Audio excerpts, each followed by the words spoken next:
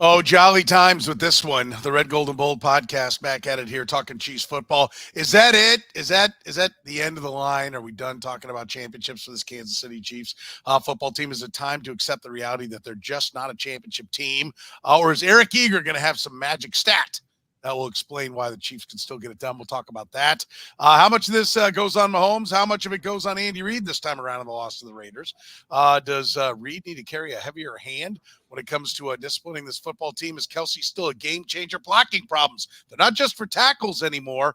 Is winning the AFC West in jeopardy? How far can this team go in the postseason? Where did they go wrong putting it together? How dangerous are the Bengals? My God, can Eager actually pick the Chiefs again this week? We find out next on the Red, Gold, and Bold podcast. You're listening to the Red, Gold, and Bold podcast, the most in-depth analysis of the Kansas City Chiefs on planet Earth, breaking down the Chiefs like no one else can. Red, Gold, and Bold is hosted by Jeff Chadiha, Eric Eager, and Soren Petro. Jeff Chadiha is a senior columnist and on-air personality for the NFL Network and NFL.com. Eric Eager is the vice president of research and development for Sumer Sports. Soren Petro is the afternoon drive host of the program on Sports Radio 810 WHB in Kansas City. The Red, Gold, and Bold podcast is proudly brought to you by Gann Asphalt and Concrete, Kansas City's nationally recognized full-service paving and pavement maintenance contractor, making parking lot problems disappear since 1994. Free consultations, no commissions, in-house crews, and every project comes with a written warranty. Find them online at GannAsphalt.com or call 816-484-3338. Gann Asphalt and Concrete. One contractor, all things parking lot. Now, here are the hosts of the best Chiefs podcast, Jeff Chadiha, Eric Eager, and Soren Petro. Well, this is going to be a sloppy one, an ugly one, painful one. I don't know, pick what you how you want to describe it, but it ain't going to be good as the Kansas City Chiefs never really even got going in this football game, losing to a Raider team that's already fired its coach. And now we ask the question, Jeff, let's start it with you. Is it time to accept that this club just isn't good enough to win a championship this year? Well, I was there a long time ago. So I think the question is going to be for you guys to really weigh in on that one. But I don't know. It was about 3-4 weeks ago where I said, look, is there a chance? Of course. I mean, everybody who's going to be in the playoffs has a chance to win a Super Bowl. But watching them on yesterday, watching in the last 6 weeks, whatever it's been, 2 wins in the last 6 weeks, 4 losses at Arrowhead this season. Offense is amazingly worse than it was a week ago, 2 weeks ago. The thing about this game that was really sobering for me was that it was the first time we actually just couldn't say the receivers suck. It was actually everything was on the table, and just from the play calling to the quarterback to the offensive line, the defense played well but didn't get a stop late. It was just a litany of things that you just, no matter how optimistic you are, no matter how diehard of a fan you are, you had to look at that game and say this was the worst this team has played probably in the last 10 years. And so, yeah, I can't sit here and tell you. I thought a few weeks ago they could lose to anybody. I think right now I would be surprised if they won one playoff game in the postseason. Oh, that is the ultimate doom and gloom. Eric, he's right. You and I were much more optimistic about this team. Certainly thought it had a more of a shot to go someplace than Jeff did. Where do you sit now? Are you ready to call it quits on this team being able to win a championship? I mean, sure, it was an awful game that Sunday. Wait a minute, are you answering the question, or is that sure it was an awful game? Look, I think people mistake the fact that this team can win the Super Bowl. They're 5th in Super Bowl odds right now, and they're not that much lower than Philly, who's 4th. The league is down this year, right? We just saw the Niners get creamed by Baltimore. We saw them get creamed by Cincy. The common denominator is when there are injuries to that team, Trent Williams, etc., they're not quite as good. We've seen, Dallas lose to Miami. The Chiefs themselves beat Miami, who is third in Super Bowl odds right now. And that Ravens team lost to Kenny Pickett at one point this year. So, look, they played horribly, and they've played horribly, especially offensively, for the last month and a half. That's not mistakable. However, and I don't want people to get these wires crossed, they have played poorly, but they still can win the Super Bowl. And Jeff, love you to death. The defense played okay. They didn't give up a completion after the first quarter of that game. Come on, man. We got to be a little. I said they played well. I said they didn't get to stop at the end. What do you want him to do? Get on his knees? They were put in an impossible.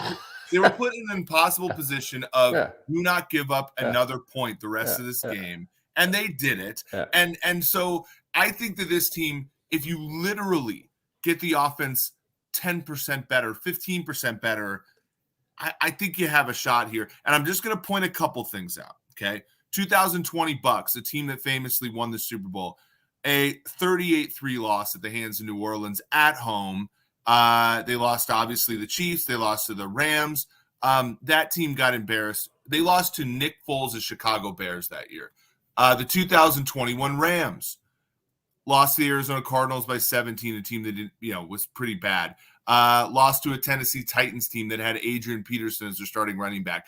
All these Super Bowl teams have these bad games. So a bad game does not disqualify a team. I am concerned, though, that I am concerned with a lot of stuff with this team, but yes, they can win the Super Bowl. I mean, can they? The devil's in the details, I guess. Yeah, they can. I think, Eric, you're right. It is a down year. So, yes, they, like the Cowboys, I think are still the Cowboys. We'll talk about that later on in our other podcast. But, so yes, there are a number of teams that can do it because I think, the Ravens have proven that they really struggle in the postseason. So I don't think there's any reason to be like, well, this is their year. So the door's open. But is this team flawed? Let's go back to something Jeff said. Incredibly flawed. Yeah. Is it flawed? But is it critically flawed? And I would say, yes, it is critically flawed. I'll go back to something. I did like if a chip and a chair, there's a chance. Yeah, that's what it is. It's literally having a chip and a chair while you're staring at somebody else who's got 14 million at the World Series of Poker, right? Yes, you're in it, but is anybody thinking you're going to win? Are you already putting your jacket on? Are you collecting your headphones and everything to get up and walk away from the table? Yeah, you are. Is your family flying in, to watch the final table? No, because you're down to a chip and a chair. That's literally what it is. I mean, I think there's a difference. Realistically speaking, this is the weakest edition of the Chiefs. Can we agree with that? With Patrick Mahomes. Oh, yeah. Or would you go 18 because of how bad the defense? No, record-wise, this is the worst they've been. I mean, they were 9-6 in 2017. That's the worst they've been. Okay, I just want to make sure that we're all in agreement. This is the worst Chiefs team. Yeah, there's no other Mahomes edition team that we're going to put up there and say, okay, well, remember, they look like this or that. We're not going to do that. This is the worst edition of the team. And I'm going to say, no, they can't do it. And I'm going to tell you why. Like I said, there's a chip and a chair chance, but that's all it is. It's just a chance. There's going to be all kinds of goofy things that come about to make it happen. I'm going to tell you why, because the offense sucks. Okay, that's why. And we can talk about how they got here because I'm going to tell you. Listen, we all love to do our "I told you so" because we're show off, loudmouth media a-holes, right? That's what we do, and we get some things right, and we like to beat that gong.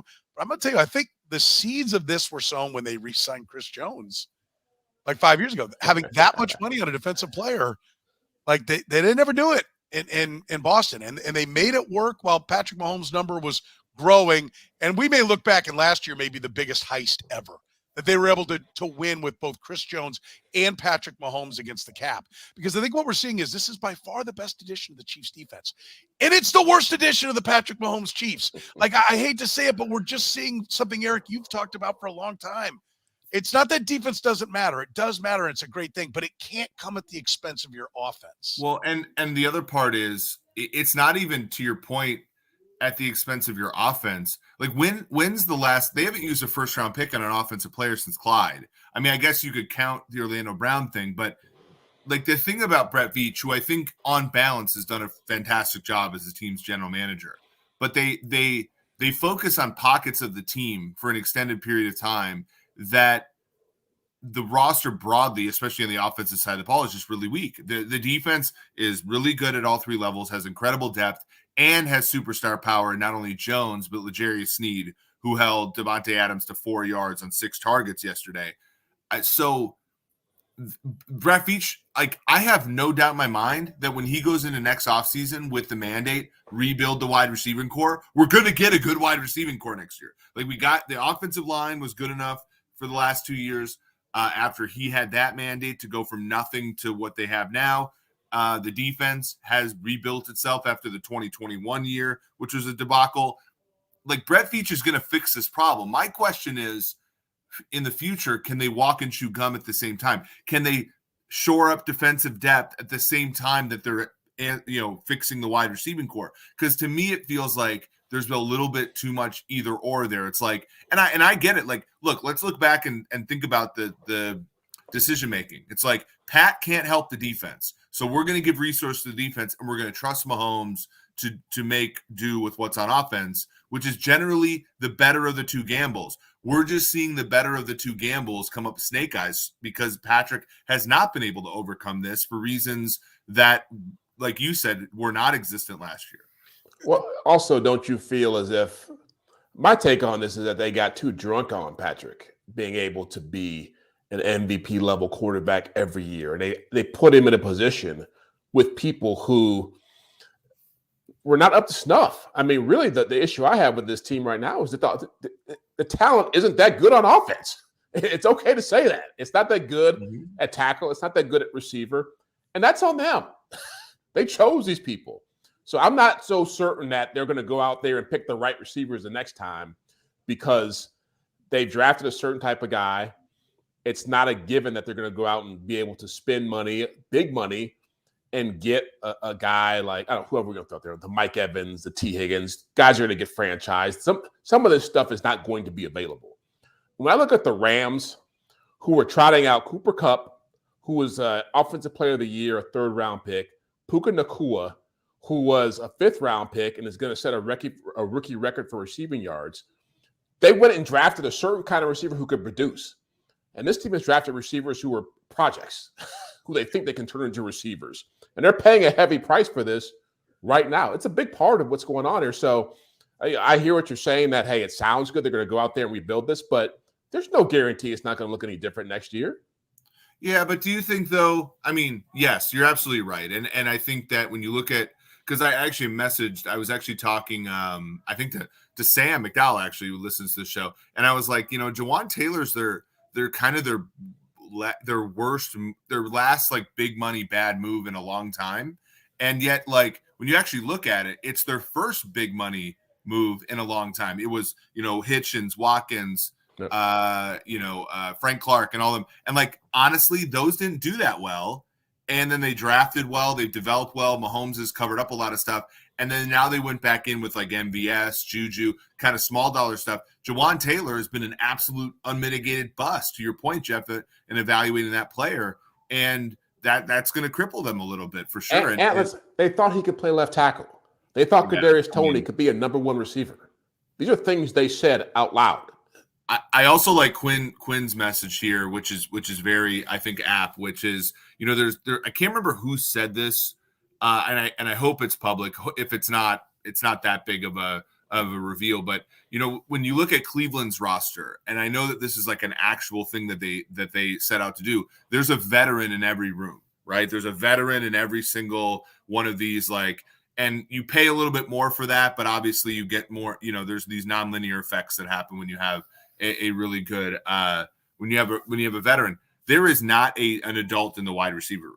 Like, MVS might have played in the league, but you watch him give any interview, the guy does not get it. He is not, frankly, when I interviewed him at the Super Bowl 2 years ago, he's a prick. So like, he doesn't get it. Justin Watson doesn't get it, right? Justin Watson doesn't garner the respect of a veteran, and like, no one in that room has done anything, and no one is a leader. And you at least on offensive line, you have Donovan Smith. Obviously defensive line, you have Chris Jones. Linebacker, you have Bolton and Chanel, and then defensive back. One of the reasons they get Justin Reed is like that's the only veteran in that defensive back room last year, right? So, that is a big deal, and it's something that maybe the team building models have to sort of spit out better. Well, let's. I do want to back up a little bit to how we got here, because I think that's important for them to understand and be honest with themselves to figure out how to move forward. I mentioned Chris Jones, but we've had Frank Clark has been mentioned. That's another one, right? They gave up. It's not just the money in the cap room that handcuffed them to be able to go out and maybe make a run at other younger free agents that tend to cost more, but it also took away a first and a second round pick, as you recall, right? Like, would they have been better just going into the draft? They were 2 picks behind Montez Sweat. Like, that's the guy that I talked about. Then you could have used like a 3rd round pick and moved up 2 picks and got Montez Sweat that year and had a better player than Frank Clark was. That contributed to this, right? Because there's nothing to show for that now. And he'd be expensive now if they drafted somebody like Montez Sweat to be getting ready to go into another contract. They paid Joe Thuney a lot of money. And Joe Thuney's been fine, but it's a ton of money for a left guard, right? They really I know there's no upside. There's no upside to that Thuney signing. He either lives up to the contract or he's a failure. Like that's right. That's how those things are. And it was because they felt the need. And I'm with you. And I think, Jeff, you're right. And Eric, I think you're both right. I think, Eric, they are going to run out. And I've been saying it for about a month now that they're going to give an enema to this receiving room.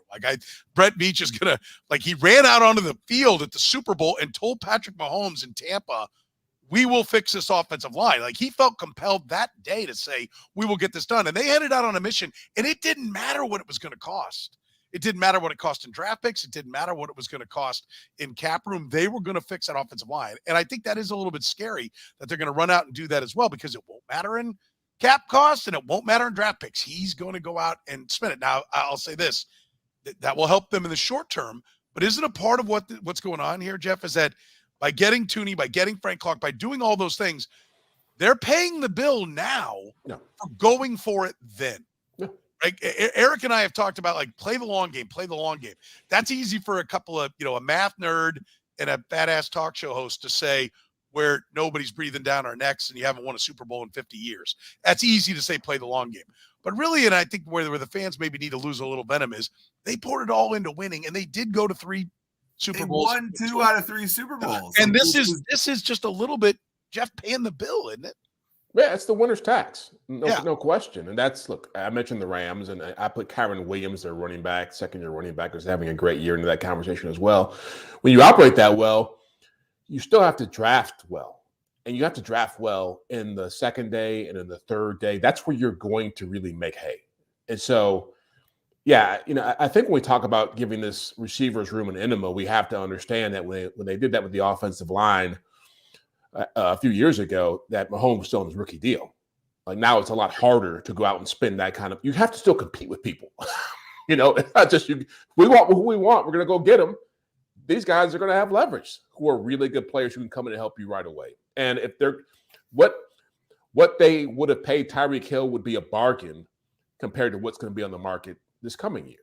And so while they will have cap space by letting go of Chris Jones, and they still are probably going to lose 4 or 5 key players on defense, and you're going to play this game the rest of the Patrick Mahomes era of trying to balance paying your best players and also taking care of these needs that help you be a competitive team.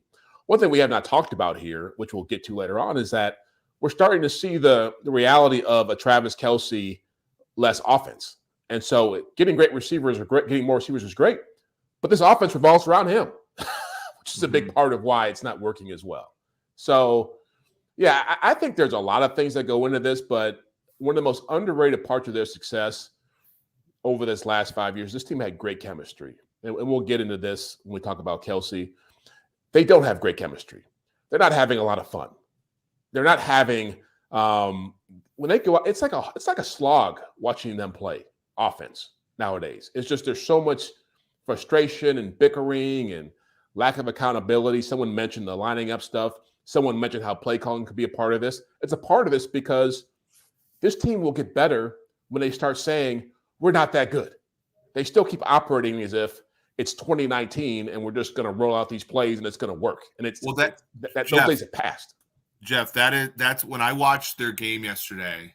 and it might have been my brother-in-law who was rooting for the Raiders for no reason other than to piss me off, or it might have been my nephew doing the same. But I'm like watching, and I'm so incredibly frustrated. I was supposed to be a laugh. I'm so incredibly frustrated by the fact that they called a game plan like they were the Chiefs and they were the Raiders, right? Like we can just roll the ball out to midfield and go. Andy, like they had the couple trick plays for sure, and there was like bad execution and everything. But like, I'm not even talking about trick plays. I'm talking about like first down plays that are somewhat deceptive, first down plays that are somewhat, catch the defense off guard. Like I watched yesterday, and I think there's somebody had the stat out there, was 64% of Mahomes' non-screen passes were not thrown in rhythm. Like when he hits that, I'm watching the game, and I wait for this dude to get to his back foot, and he does not trust the offense. He thinks that he can engineer a throw that is better than what's called. And the problem is Tyreek, Travis physically just doesn't have it anymore. And these wide receivers, like MVS has the intuition of, I don't know, like he has zero football intuition. And so when Pat's running around there, you're like, honestly, if he could be, I think he might run the wrong way. Like sometimes. Yeah, like Pat, like no one. Richie James made a good play on a scramble play. It was like one of the first ones we've seen all day. We're proudly brought to you by Gann Asphalt and Concrete, nationally recognized full-service paving and pavement maintenance contractor. Parking lot problems, they've been making them disappear since 1994, the best in the business.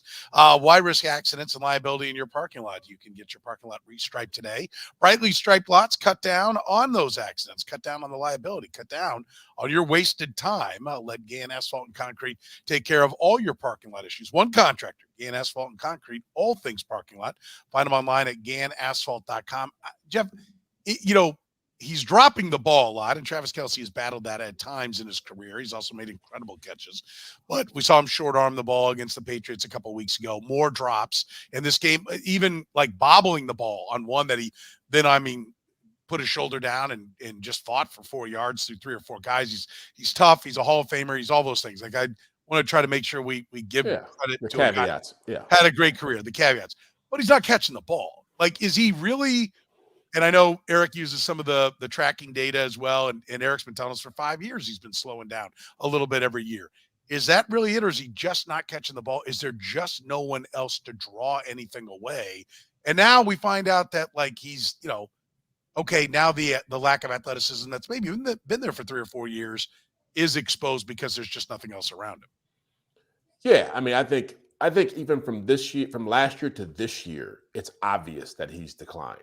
And I had a personnel guy tell me when he was running down the field the Hail Mary, and what was it, the Green Bay? What game was it? The Eagles game? The Green Bay game? I forget. What was the Hail Mary? He got pushed in the back. Green Bay. Yeah. And they were like, the way he moved, it was like, yeah, he's not the same player. Like he was so fluid, so quick, so agile at his peak. Even in the Super Bowl last year, you saw it. He just cannot take a 5-yard pass and turn it into a 30-yard gain anymore. He can do it every once in a while. It's not who he is. And so once you take him away, it's very obvious they don't have anything else to go to. Mark Bowrichter on the Border Patrol this morning made a great point. He said, this team doesn't have an identity offensively. And my counter to that is, who do you turn to now if you can't go to Kelce to create that? Like, well, who do you trust? They don't have the biggest reason they won not the biggest reason, but one of the key ancillary reasons why they won the Super Bowl last year was Jerick McKinnon. They do not have a player on the offense that is a good pass receiver as the outlet option. They can throw screens to Pacheco. Everything that Pacheco does well in the passing game is scripted. Everything that Clyde does in the passing game well is scripted. They do not have a running back on this team that Pat, when he has nowhere to go, can just, and that was what Jerick McKinnon was last year. And they're not going to get him back at least until the divisional round now because of the IR stint now. So that's a tough one. It's like, how do you engineer that? Who can Kadarius Toney be that player when he comes back? Petro, I know you're upset, but like, I think you see now yesterday why Kadarius. I think we may have lost Eric there. We'll see if we can We get. need to stop that Kadarius Toney run Yeah, we need before he got to. going. Yeah, but the football gods, we don't want to hear this crap, and they shut Eric down for us. We'll see if we can get him on. He is in a farm. So he's back now. I'm back. Yeah. Where did it kick me off? The said football Kadarius gods said Toney. enough of your Kadarius, and they shut you down. Well, you saw why Tony plays, because he might not be able to catch COVID in Florida, but he can at least get open. Well, I was able to catch COVID in Kansas, so I don't know what's that's not that hard. Listen, I think here's that. Let's bring Andy Reid into this discussion, because I know why he plays Kadarius Toney, because he's a good athlete. He's just a really shitty football player. Okay. And same thing with MVS. He's a good athlete. He sucks at football, right? Like that's the problem. And he won't call the $1.95 plays. He wants to run, to your point, Eric, like nothing, what play seemed to work? Like what was they finally got burnt on a cutesy play. Yep. Where listen, I don't know if they've been practicing that since training camp, but based on the quarterback show on Netflix, it looked like some of these things do get cooked up about Thursday, and let's run it. Listen, and I'm all for having fun. And I do think that's part of what he was trying to do. To your point, Jeff, about they're not having fun, because he was trying to loosen it up. Let's do some fun things. By the way, nobody bitched about the end around to Mahomes, which was a fun play that had a running back taking the snap because it went for a touchdown. Keep in mind that thing worked. So if you want to bitch about, the goofy plays, remember that one went for a touchdown, and somebody ran it like in a bowl game, like 6 days before, that exact same play with the quarterback being the option on the pitch. But my point is, so we've been screaming about this for 2 months, Jeff. How about a slant? How about just a simple drag route? Like everything seems to be so complicated. And to your point, Eric, about you're right. There's no 1, 2, 3 back foot throw, because there's no route that ends that quick. No. And if it does, you know what it is? Like, how many times do we look like their short yardage bogged down a few years ago when it looked like 4 guys ran a 5-yard button hook on 3rd and 4 every time? Like all of a sudden there's no creativity of anything along those lines. There's a lot of guys just standing there looking at Pat. So I'm with you, Eric. And like, if you're in the stadium, like I'm going to tell you, when I was in Green Bay and looking at the stadium, and Jeff, you're at the stadium a lot, like nobody's open. Like I get it that Mahomes, and I don't think Mahomes is playing well. And I think he does. That's one of the things we want to talk about. How much of the blame does he deserve? I think he deserves a lot of it, but I think he's beaten down from watching nobody be open, and he just assumes that's going to be the case on every play, right? I gotta make it a free for all and let it all start falling apart before anybody's going to get open, because I can't trust any of these plays. Is that what you see, Jeff? Yeah. Well, nobody's open, and if you watch that game, I don't know what it was like on TV, but the takeaway from that game was not many downfield throws. I think not many throws over 10 yards. I don't know what the numbers were. Patrick Mahomes is the second lowest average depth of target this season. Yeah. I mean, so I'm sitting there, and it wasn't like the Raiders were sitting there in these 2 high shell coverages. They were sitting there, safeties in the box, single high, and just hovering around the line of scrimmage. That pick that Jack Jones got, he played a little off coverage, but they were jumping routes.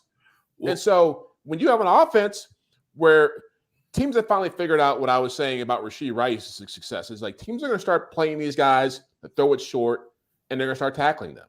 And they're not going to worry about guys going deep, because the guys who can go deep can't catch it anyway. And that was right. That was the biggest heist last year. To your point about last year being a heist, was the teams respected MVS last year. They respected the whole offense, right? And then like halfway through this season, people were like, half the season, people like walked in and were like, wait, can we just run single high against this team? Because Pat's not going to throw it to MVS. And if he does, he's not going to catch it. And now we can just like double and triple team Travis on the quick stuff. And nothing's bad's going to happen to us? Like the whole last year, it feels like defenses were so scared of Pat going over their head. And I know like deep passing accuracy is more of a wide receiver stat than it is a quarterback stat. But to the point, Patrick Mahomes has not thrown a good deep ball in seemingly 2 years. And that's another part of this whole thing. And we all thought it was out of necessity, but honestly, the Chiefs might have lucked out in the sense that they converted Patrick into an underneath guy in a year where that was going to be valued in 2022. How about this part of the equation? Because I do want to mention it. MVS lined up off sides. Yeah. I mean, come on. Like they're just sloppy. They are not a smart football team. All right. I don't know if they might. MVS to me seems like a really bright guy, right? Not on football, but like in life and things like that. I'm sure they have no concept of what they're doing. Well, so listen, I know this is a popular one, and it doesn't matter if Eric Bieniemy would have helped because Eric Bieniemy was leaving. He got a raise. He became an associate head coach. He got a job that he needed to take. He wasn't going to stay. And everybody here now our comment section is the best. Everybody, but every single person said Eric Bieniemy, it's time. Last year. Yes. No one in the moment was like, you know what, the MVS might start saying some really stupid shit in the media and lining up off sides if Bieniemy leaves. No one said that, right? So everybody that wants to be like, oh man, can't believe they let Eric out the door. All of you were fine with him leaving last year. So shut the hell up about that. And he wasn't going to stay anyway. It was the three of us had all heard it. Last year was going to be his last year, no matter what. We all knew that was coming. And so, but do they miss that? Or is this just an evolution, a constant erosion of the talent? Defense is catching up. We wanted to believe that this was different, that Patrick Mahomes was different. He's Wayne Gretzky in a football helmet, and no one's going to catch up to him, but they have caught up to him, right?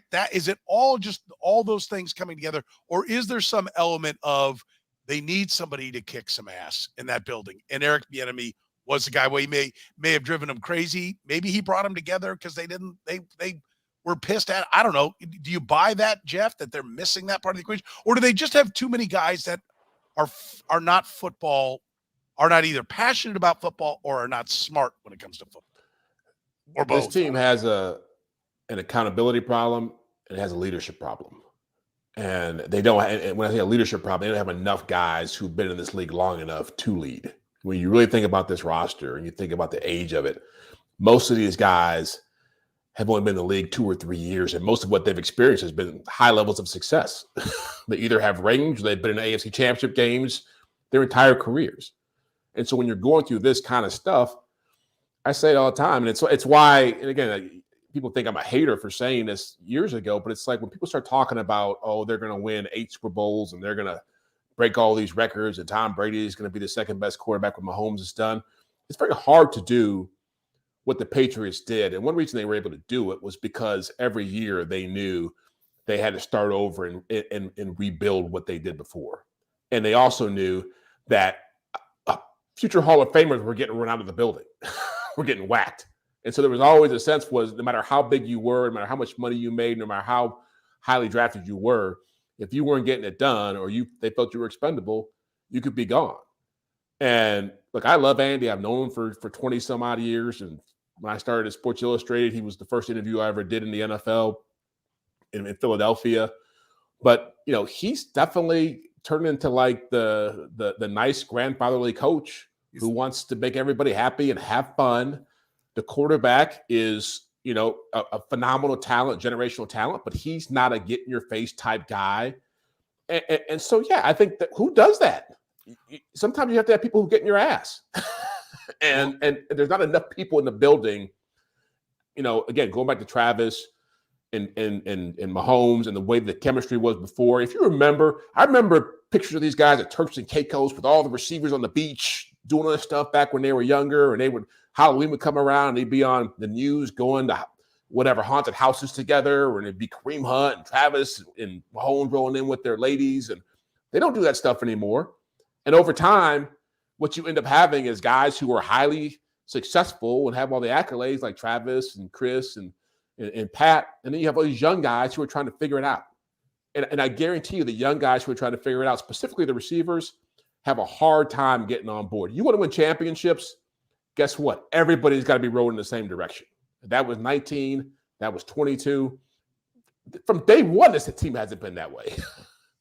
Well, this kind of reminds me, Jeff, when you said it this way, like, have you guys all seen the 1993 Oilers documentary, the Football Life? About the team that rattled off all the wins in a row and then lost. Right, but they were dysfunctional, right? Like the Jack Pardee. So Andy's like Ryan, that Jack Pardee, right? Where Dude and Jones then Buddy Ryan and Kevin Gilbride are punching each other on the sideline. Yeah. I mean, I think. Listen, I do.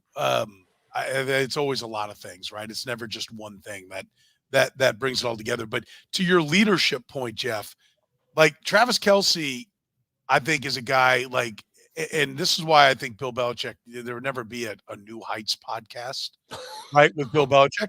Now let's point out they won a Super Bowl last year. Yeah. That podcast existed. Travis Kelce was talking all over. So that podcast didn't bring him down. But what I think is interesting about that podcast is you start to, when he went out and defended Kadarius Toney and tried to villainize the media as being the problem, that it wasn't Kadarius Toney being completely out to lunch constantly, but when somehow the media was at fault for this dumbass lining up off sides, that's a lack of leadership. Because there are definitely people in that organization that are like, Kadarius Toney's a dumbass. Why is he on the field? Yeah. And like and for him to go out there, now you're becoming a character. You're playing your character, which is, I'm here for you guys. I'm the guy. And when you don't catch the ball and when you short arm the ball in the end zone, it's tough to go tell a guy, hey man, nut up. You got to go make the play. You got to stick your nose in there. Make the play that hurts. Bust a head on kick, like whatever it is. It's tough to be that guy when you're not taking care of your own. Yep. And I think Jeff's point about the lack of leadership is right. Like, I think Travis knows to a degree he can't go crack the whip himself. And publicly, he's coming across as an apologist. I don't know how there's any other way. And again, I get it. You can't, but maybe that's why, like, the podcast is hurting right now. Maybe it'll help next year. Maybe it'll help in the playoffs. Maybe something will happen and he'll have some great motivational point. And all the guys will hear it rallying. But that was ridiculous when he was defending that. And I don't know how that could play in that building. So these guys always say the right things when they're at this stage of their careers. And I'm not trying to, again, all these guys I like, known them for a long time, covered them for a long time, big fans of them as people. You can't sit here and tell me that all the stuff Travis Kelce is doing does not affect his game, does not affect his focus. Like, it's different when you're a younger player and you're trying to make your name, and you're trying to be a Pro Bowler or become a Hall of Famer or win championships, whatever. He's at a whole different level now. And so, I had a friend of mine lives in the same neighborhood as him. And he says, when somebody asked me, do you ever see Taylor Swift over there? And they're like, I don't see her, but I know when she's in town because there's 15 SUVs parked in the neighborhood and there's drones flying all around trying to catch pictures of them. So he's not like he's going home and just sitting back and kicking it and just like whatever. Like, he's dealing with paparazzi now. Like, he's going around the globe. Like, that stuff detracts from I'm sure when he's at the facility and when he's putting in work, he's 100% about it. But at his age, you got to do more. Chris Jones, same situation. You can't tell me that he's not thinking about his next deal, where he goes from here. He's a human. He's probably counting the days until he's out of here, knowing that, hey, it'd be great if I get a championship. I already got 2 rings. Started this year, I wanted to get a raise. I didn't get it. So guess what? That's on my mind as well. And those things, again, over time begin to separate you from the pack and affect how you approach a job. I'm going to take a minute here because this thing, like, listen, my first inclination, I'm glad Jeff talked long enough because I calmed down a little bit on this. My first inclination was to fire out with insults. RLC, listen, I made the point. They won a championship with the podcast. The podcast is not what's going to keep them from winning a championship. Did you not effing hear me? No, he didn't, Petro. That's a person that just wants to get after you. And take advice from me, a person who goes after these people. Let it go. I don't let Tommy go. Right? Yeah. Let Tommy go. Tommy, by the way. It's what he said. That's just listen, you can't find him in the locker room. He hides all the time. So that's the only voice we have of Travis Kelce's retiring. Like, what, right? Yeah. This is right. what It feels that way for sure. Like, he feels that way. Yep. Yeah, it feels that way for sure. Fellas, I got a full ride to grad school about halfway through my final, college football season. all my friends could see it, right? I'd stop watching as much film. I stopped, I started losing weight. I stopped eating the 6 chicken sandwiches every lunch. I needed to keep weight. It happens. Travis is retiring. This is a tension that the Chiefs, this is a problem probably, but at best it's a tension that they got to live with. Right? He's retiring. There's no other way to do this. And because all these other things are more attractive to him, and that's why he's playing. Yeah. And listen, by the way, don't feed the troll. Very good. Listen, and I got to give Tommy. Listen, he was the one. He was pounding Juwan Taylor. None of us were Juwan Taylor stands. None of us. You've been waiting that 16 weeks to put that one out there. By the way, Temecula says, "We get it, Double E. You regress, but we still rooted for you." Yeah, which is we all are rooting for Travis Kelce, right? Those of us that are Chiefs fans, yes, we all love Travis Kelce, and he's been a remarkable Chief, and still is a fine player. I like. There was a comment earlier. I put it up there that, Travis Kelce is still a good tight end. He just used to be a top 10 wideout, right? And that was what they got from him. And yes, he's still a useful piece if he's focused in, if he's zeroed in, and all those things. And listen, in life, man, look, we all go through it as you get older. Anybody who starts having kids, you first start having kids, it pulls you away from your job. You got to figure out how to reorganize your life and get it going. You get a girlfriend, man, you up working on whatever it was for the job the next day, or you with her, like those things take you away. I mean, that's just, and it takes you some time. You reorganize, you figure it out, and hopefully you lock back into what you're doing. Just like Eric said, he had a full ride for his grad school. He didn't really need to push and bust his ass for anything anymore. He had that. That's all natural. Nobody's trying to villainize anybody with this. We're simply calling out what we see is happening here and why this team is struggling. Yeah, if you're going to analyze this team, you have to know that they're one of the best players in the history of the franchise, one of the best tight ends that's ever played. A guy who's going to end his career with 8 straight 1,000-yard seasons is probably retiring, and that's how he's going to play. Oh, this is great, Douglas. My son ruined my golf game. Yep, his fault when he was born. And that's really, again, I think the whole point is not to knock Travis Kelce for the success he's having off the field and things that he's doing. It's just that a lot of times, most times, in fact, players who played as long as he's played, who had the level of success he's had, they start lying to themselves. They stop realizing, hey, you know what? I'm maybe not the same guy I was 5-6 years ago, and I got to do more stuff to keep doing this. And if I keep adding more things to that, it's going to be harder for me to go out there and play this game at a high level. And so, do I think that he's not as great because of solely because of his age? No, I think all these things are part of it, and he has a hard time saying no and saying, you know what, football is the main thing. Because let's face it, he's always loved the celebrity part of it, and now again, he's at a whole different stratosphere, and that's a drug in of itself. And he also had an injury in week 1 that he's still probably dealing with, right? He was not a specimen to begin with, and he dealt with a rare injury for him, and that's a big part of it too. And honestly, think about how hard it is. You go in and you're stem and ice every freaking day on this, and he's never been a guy that's been that hurt. And so he's just kind of I don't want to go in an hour early and get this thing on my knee every day. Or he's on a plane to Brazil or Argentina. Right. And that's his right. He's been one of the best. This is the thing that I don't get, and I'm going to go on a little bit of a rant here. The people that hate the whole Travis, he's given so much joy to this fan base for so many years. Grant the guy the ability to enjoy his life a little bit. And the thing that we're trying to do, guys, in the comments, is we're trying to assess what that's going to do to the Chiefs, which is it's going to make the Chiefs worse, which it has. And we were a little slower to it maybe than we should have been, but we're going to be out ahead of somebody who's got their head in the sand and saying, no, he's just, no, it is what it is. He's probably not going to be all that great anymore. And to the, the point he said, he's second in tight end yards. Right. And that's what we're talking about. He's still a very good tight end, but he was one of the 10 best targets in football, and he's not that anymore. And this team needs that more now than they ever have. There is no Tyreek Hill that's out there to go get it. And listen, maybe this offseason he gets healthy. He hits a rhythm in his dating life, or it ends, one or the other. And he had, George Brett had a moment. He tells the story about like in 84, 85, 83, 84, somewhere there, he started feeling old. And in 85, he had a season that was almost as good as his 1980 season because he really went in and started working out. And I think he was like 34, 35 years old. That's about the same age Travis Kelce is. Maybe there'll be some, okay, I've got to rededicate. I felt the age for the first time. Now I'm going to go do all these things it takes to play at high level. We will see. Or maybe he'll retire. I say it all the time. They're the Golden State Warriors. Like Steph Curry is Patrick Mahomes. Travis is Klay Thompson. They got these young guys trying to figure it out who aren't really getting it done. They got the coach who doesn't really want to give up on the veterans. And it's just, it happens. Yeah. It just happens.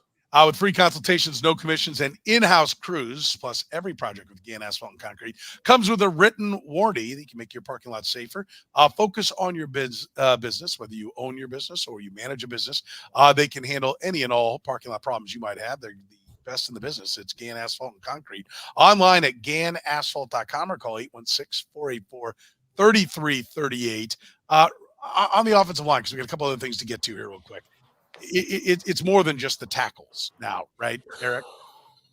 Yeah, Trey's hurt now, but he has not been playing well for a year and a half plus. And Humphrey's like Tom Glavine throwing that thing back to Patrick now. Like that is a thing that you notice in these games when everything's going wrong is that Patrick's waiting for the snap a lot of times, and it's like hanging out there.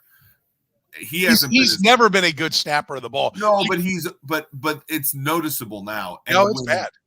Yeah, and so the tackles, Wanya gave up 13 pressures yesterday, so that was a little bit of optimism that we now got to squelch a little bit. Yeah, it's an all-around issue other than left guard, frankly. Is the idea that you can just head out and work on the receivers, Jeff? Are we kidding ourselves? Is there a lot more work to be done on that offensive line than maybe anybody wants to admit? Yeah, that's the compounded part of this, right? Is that we just talked about not being able to throw the ball downfield. It's hard enough to trust your receivers, but when you're not trusting your offensive line, it's a bigger issue. They have 3 sacks in the first 5-10 minutes of this game. Mm-hmm. He was running for his life. The Raiders came in with a very straightforward game plan. I thought it was like 1987, and I was watching Bill Parcells on the opposite sideline. Just, we're going to attack them. We're going to beat them up. We're going to be super physical, and they're not going to have an answer for it. And that to me was as unsettling as the receivers have been all year, because it told me they don't really have a changeup to go to now. You look at, what it costs to go out and find good tackles. If Jawan Taylor is going to be a fixture here for the next couple of years, at least with that contract, like, what do you do? And obviously you have to think about what do they do now with Creed Humphrey and Trey Smith moving forward, and Joe Tooney, his deal is coming to an end. Like, it's not going to be an easy fix here. I said this a few weeks back. We talked about, can this be fixed before the end of the year? This is going to be a couple of years of trying to put this back together into a place where they can actually trust what they're putting around their quarterback. Yeah, I agree that it's going to take a lot, because they're going to back up on defense, right? Because if they're going to do all this, it's going to be at the expense of the defense. But I think they've got to improve the offense come this offseason. Is the AFC West in jeopardy, Eric? They've got 2 games to go. They drop them both. The Raiders win both of theirs.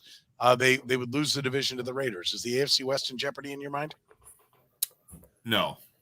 We have it at 98.7. Even just back of the napkin math, you assume all the games are independent.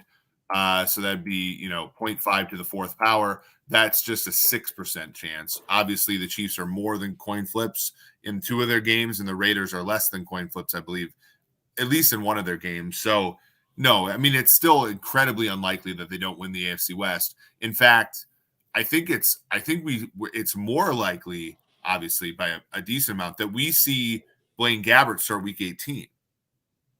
Because they're locked into the 3 seed. They really can't get the 2 seed unless Miami loses twice. And Buffalo loses to New England. Because they missed the tiebreaker with the Bills, who they just lost to.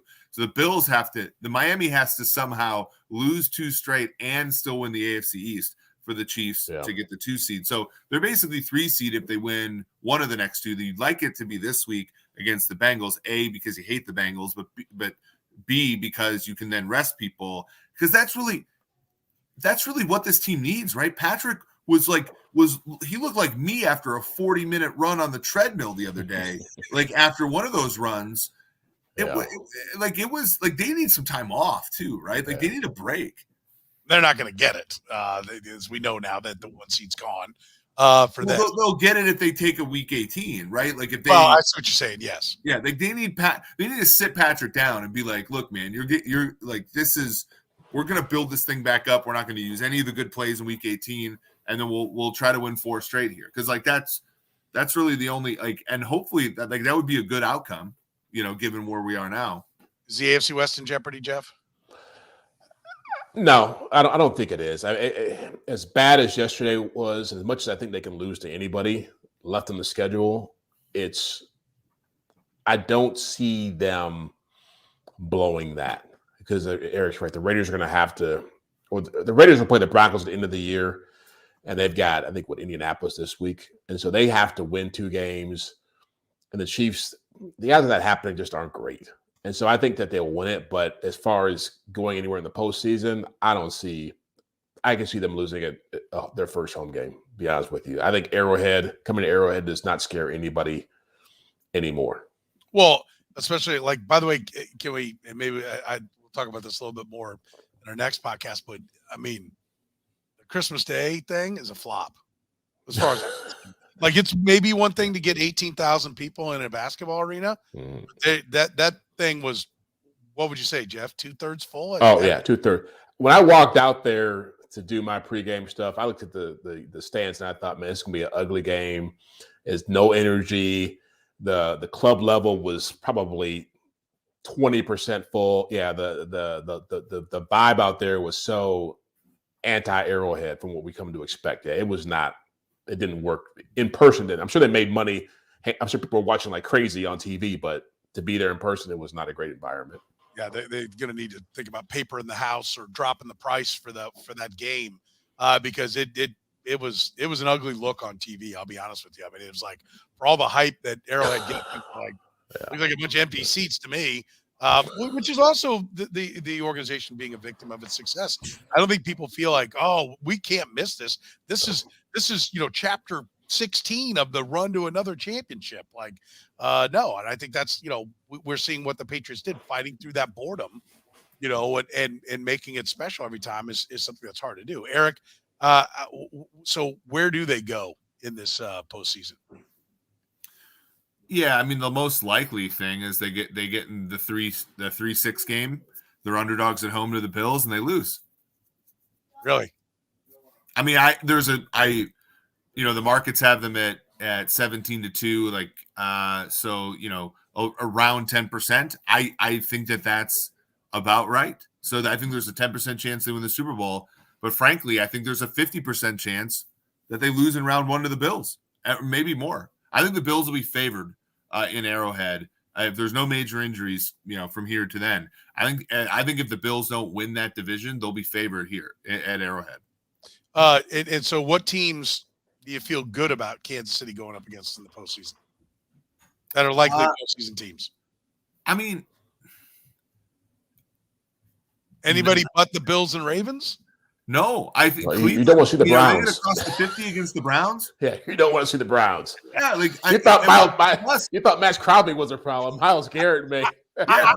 I don't buy the Flacco part of the equation, so I think you could be sitting at 10-9. Yeah, but they showed yesterday their defense could literally not allow a completion for 3 quarters, and they're not able to come back. They're not able to win a game. I grant you. I'm all for villainizing the offense and what it did and everything, but they're not going to drop the ball for a scoop and score, and they're not going to throw a wobbly ball out to the outside for a pick six twice in 2 minutes very often, right? That was an extreme set of stuff. I hear what you're saying. Like, the Browns are the team I'd nominate to do it if anyone was going to do it to them, but they aided and abetted in that. Is it Houston, Indy, Jackson? So the AFC South teams. There's going to be one AFC South team getting in. I don't see any wild cards. Whoever wins that division is going to be their Yeah, own I mean, they're playoff all team. at 8-7 now, so you're probably like 2 weeks ago they all looked good at 8-5 or whatever they were, but now there's a couple losses. But like one of those teams, I'm cool with them, facing. I don't think Cincy's going to make the playoffs. The math just doesn't work for them. Pittsburgh, I'm okay with them facing because I don't think Pittsburgh's defense is actually good. I just think they have a couple really good players on defense. So Pittsburgh maybe. I think the one thing that might be good for the Chiefs is, like, if they could get some help with the Raiders or Broncos, I'd have to look at the schedule. But losing their way down to the 4, can they manipulate their opponents? I don't think because the AFC South is going to have to get the 4. You're going to have to play the Browns. Is that who it would be? Yeah, it is the Browns. Yeah. Yes, you know what? Either way, Browns or Bills is salacious. Yeah, they're not going to see the weakest team in the AFC. That's the two was what you needed to see. Yeah, it's most likely Browns, Dolphins, or Bills. Predictions. What happens, Jeff? What do you got going on in this Bengal game? I picked them to lose it, so I'm sticking with that one. I don't like the way they played. I feel like the Bengals' backs are up against the wall. You can say they got shellacked by Pittsburgh, but I think they've lost twice to Pittsburgh in the last 5 weeks. I think it's just a bad matchup for them, but they've beaten 3 other playoff contenders in the Vikings, the Colts, and the Jaguars. So I think Jake Browning comes in here and makes enough plays. If Jamar Chase plays, I'm definitely high on him. But I think that I think they match up well defensively. I can see Trey Hendrickson and some of the other pass rushers, Hubbard having a field day, and their speed in the secondary. They're not great on defense, but they're very fast. And I think they can do a lot of the things that the Raiders did to these guys and cause problems. Yeah. Eric, prediction? Yeah, Chiefs are 7-point favorites. You're never going to see me laying that number of points with them. The Bengals defense, I think, is one of the more overrated groups in football. Like if you look at their explosive play rate against, it's in the bottom 3 of the NFL.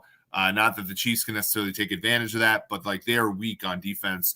I think on offense, like this is the whole thing. This defense has played tremendous football over the past basically every game this year. What they've missed out on the past few weeks is turnovers.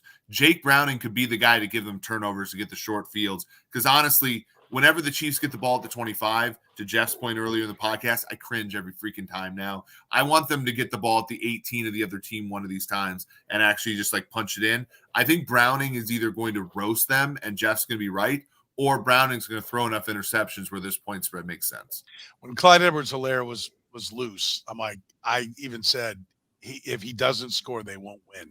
And he got tackled and they couldn't punch it in. I mean, that is a big problem. That being said, I'm with you. I think Browning, the book is out on him. I think he was a backup for a reason. Saw just a brain dead throw last week from him. And I think there's more of those. I think Spagnuolo in the defense, I think they get the takeaways against the Bengals. And it looks something like 23-13, 23-16. I wouldn't bet it, but it's in that Chiefs by 3 to 10, somewhere in that range. Jamar Chase playing matters a lot because I think Higgins has been phenomenal the last 2 weeks. I think they put, if Chase plays, then it's going to be harder. And much like you saw in the AFC Championship game, it's going to be Higgins that makes a lot of those plays. If you have Chase, both AFC Championship games, frankly. If Chase is out, I think Higgins is neutralized by Snead and McDuffie. There's one contractor that can handle anything when it comes to your business's parking lot. That is Gann Asphalt and Concrete. Find them online at GannAsphalt.com. One contractor, all things parking lots. Make sure you look them up today. Make sure you tell them you heard about them here on the Red, Gold, and Bold podcast. So for Jeff Chadiha from the NFL Network, Eric Eager from Sumer Sports, I'm Soren Petro saying thank you very much for joining us here on the Red, Gold, and Bold podcast.